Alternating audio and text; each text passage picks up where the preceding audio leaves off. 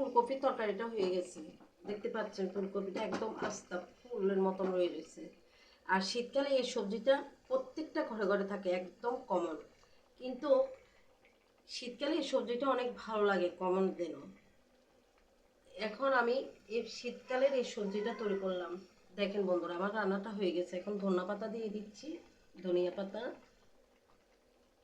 পাতা দিয়ে দিলাম। আর একটু সামান্য ঘি দিব, সামান্য ঘি দিয়ে দিব।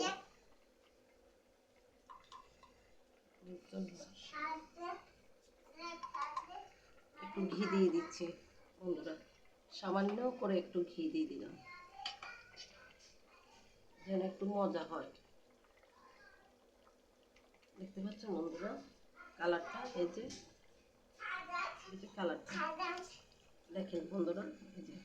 এই যে কোনো সবজি রান্না করতে মশলা কম দিলে সবজির কালারটাও সুন্দর আসে, দেখতেও ভালো লাগে, খাইতেও ভালো লাগে। অতিরিক্ত মশলা বাটা দিয়ে দিলে গন্ধ করে, বাজে একটা গন্ধ আসে। বুঝতে পারছেন বন্ধুরা?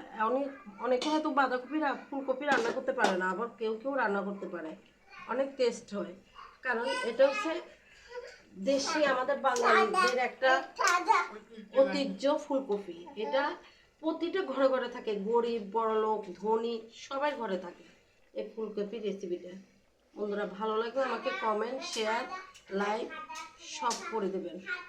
অবশ্যই কমেন্ট করে জানাবেন আমার সবজিটা কেমন হয়েছে ভাই বোনেরা, অবশ্যই জানাবেন। Tata, good night.